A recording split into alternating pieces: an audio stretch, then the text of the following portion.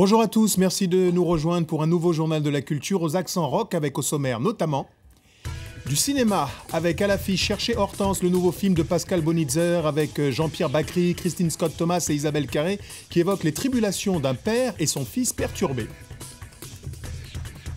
De la photo au cœur de la 24e édition du festival du photojournalisme Visa pour l'image de Perpignan, nous irons à la découverte glaçante de l'exposition Divi Gnocchi Chin qui évoque un groupuscule nostalgique du temps de l'apartheid. Et puis dans ce journal, nous accueillerons notre invité, un poids lourd de la scène rock internationale, plus de 35 ans de carrière, il est à l'affiche d'une vaste tournée et l'auteur d'un tout nouvel album baptisé Future Vintage. Nous accueillons Arnaud le chanteur. Bonjour. Bonjour. J'allais dire Rouidar. Oui, c'est bien. C'est en flamand, je me suis un peu inspiré. Hein. Non, mais c'est bien. C'est la bonne prononciation? Je suis fier de vous. Oh, merci, je suis un peu flamand, pas toujours rose, mais en tout cas... on voit ça que tu es flamand. Ça va nous permettre en tout cas d'évoquer cet album qui consacre donc votre retour sur scène, une vaste tournée. On vous présente comme chanteur, mais on oublie de dire que vous êtes aussi acteur, ce qui vous a permis entre autres de croiser le chemin d'une autre légende de la musique rock, Bashung. Oui, Alain, oui. Enfin, écoute, mais je suis pas un acteur, je suis payé pour ça. D'accord. Parce que je suis pas un vrai acteur. Acteur, de temps en temps, je fais des films. On va revenir... Je suis pas un acteur. Hein.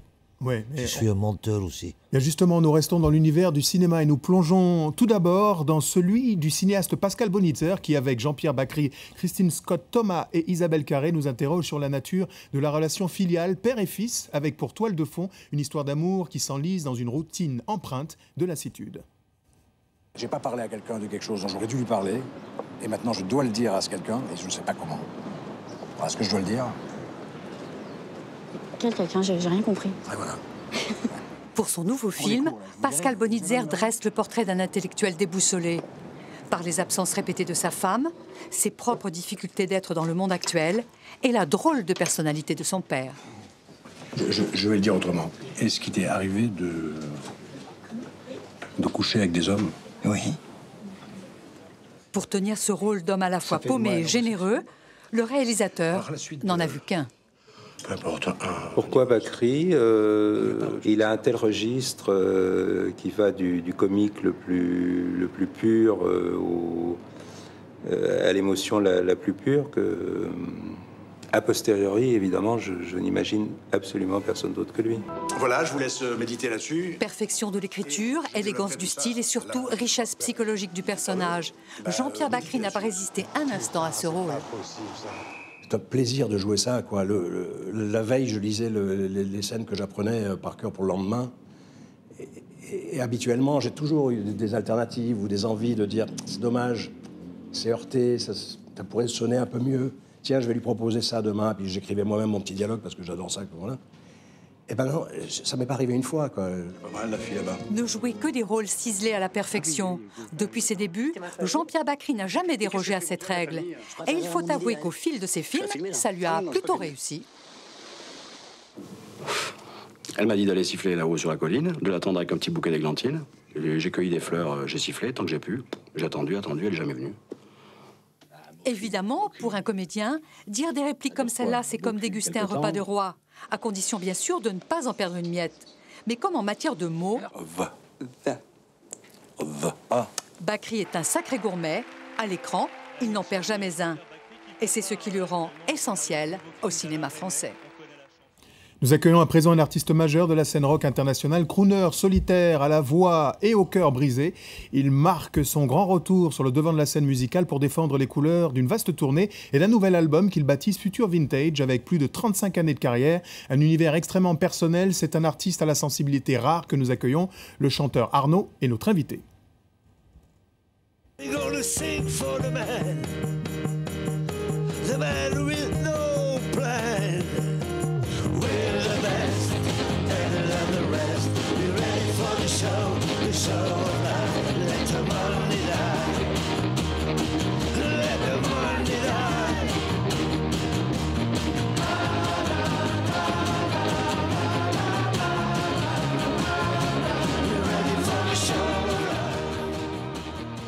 Future Vintage, c'est un album produit à Bristol, en Grande-Bretagne, par John Parrish, qui avait déjà fait des merveilles pour PJ Harvey, entre autres, et Tracy Chapman. Arnaud, cet album, vous l'avez voulu dans la continuité de votre carrière, mais également un peu différent, semble-t-il, avec des sons, des atmosphères différentes et de nouvelles personnes pour travailler, là je vous cite. Ah oui, parce que j'ai enregistré l'album partie à Ostende en Belgique et une partie à Bristol. Et j'ai eu envie de partir de la Belgique avec mon album, quoi, pour enregistrer, parce que les derniers albums j'ai fait à l'Allemagne, à l'Amérique, en France et un peu partout. Et le dernier fois que j'étais à Londres pour enregistrer un album, il y a 25 ans. Il y a 25 ans. Vous êtes un personnage extrêmement respecté dans le monde de la musique. Oui. On dit que vous ne cultivez pas un personnage, vous êtes vraiment comme vous êtes, un peu décalé. Est-ce que pour vous, c'est important que chaque chanson diffuse d'abord une émotion? Bah écoute, un album pour moi, c'est pas seulement des émotions, c'est une partie de ma vie. Parce que j'ai fait cet album très vite. La dernière fois, donc après mon tournée au mois de... le tournée elle est fini au mois de novembre à Montréal. Et après le tournée, je suis tombé dans un trou. Parce que moi, j'ai fait des albums pour faire des tournées. Tu vois le bazar. Et au mois de décembre, j'ai commencé d'écrire des chansons. Et au mois de janvier, j'ai fait 20 chansons. Et je dis maintenant, je dois faire un truc. Parce qu'autrement, quand je fais rien, c'est très dangereux pour moi. Oui. Je traîne dans la rue et dans les bars. Et c'est pas une bonne chose, c'est pas une bonne idée. C'est mauvais pour la santé.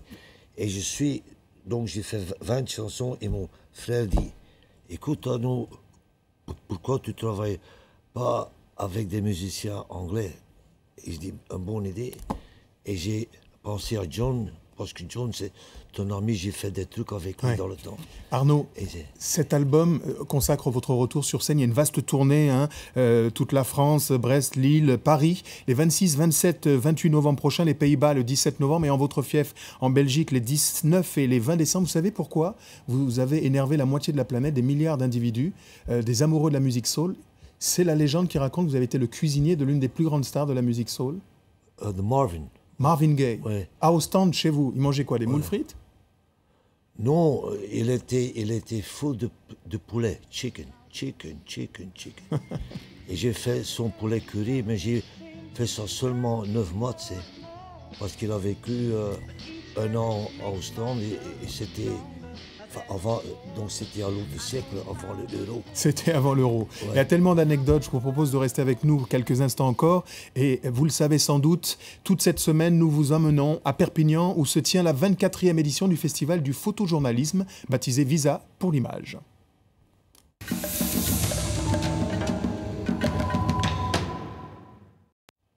Et parmi les expositions ouvertes au grand public, celle d'Ivignoc Kitchen qui lève le voile sur la réalité peu glorieuse de l'Afrique du Sud d'aujourd'hui, celle d'un groupe d'extrême droite appartenant à des groupuscules qui s'agitent et qui apprennent à des jeunes blancs à rejeter avec haine la vision d'une nation multiraciale. Ces adolescents ne sont pas des scouts ordinaires, ce sont des commandos corps. Un groupuscule d'extrême droite, dirigé par Franz Jost, ancien commandant de l'apartheid. Des images et des vidéos prises par Ivignoc Kitchen. La photoreporter parle de lavage de cerveau, de jeunes blancs poussés à craindre les noirs. C'était tellement difficile. Ils devaient faire des pompes, soulever des pneus de voiture, toutes sortes d'exercices épuisants. Et puis quand ils avaient fini le soir, Jost leur parlait des différences entre les races. Et à ce moment-là, ils étaient tellement fatigués qu'ils acceptaient tout ce qu'il disait. Ils hochaient bêtement la tête et buvaient ses paroles. N'ayez aucun doute. À part les aborigènes d'Australie, les Noirs africains sont les espèces de l'humanité les plus sous-développées et les plus barbares au monde. En 11 ans, environ 18 000 jeunes auraient entendu ce discours. Ivignoc Kitchen a retrouvé l'un d'entre eux. Après 9 jours passés dans le camp, l'adolescent disait ne plus être sud-africain, mais afrikaner pur et dur. Il se réveillait la nuit pour faire la ronde autour de la maison. Il regardait par la fenêtre et me réveillait car je dormais chez lui pour me dire « Il y a des noirs autour de la maison, faut faire attention ». Ça se voyait qu'il avait peur que quelque chose lui arrive à lui ou à sa mère. Devant ces clichés, les festivaliers de Visa pour l'image n'arrivent pas à y croire. Je comprends pas que ça puisse être accepté, quoi, déjà. Que laisser libre des gens qui apprennent ça à des jeunes, en plus. Souvent, les jeunes, ils sont pas très... plus malléables. Je trouve ça perturbant, ce niveau d'endoctrinement. Ça va à l'encontre de leurs valeurs, de leur éducation, alors que maintenant c'est la guerre. Je trouve ça un peu bizarre. L'exposition révèle aussi l'histoire d'une famille qui emploie une femme de ménage depuis des années et qui ne connaît même pas son prénom. Des clichés perturbants, plus de 20 ans après la fin de l'apartheid.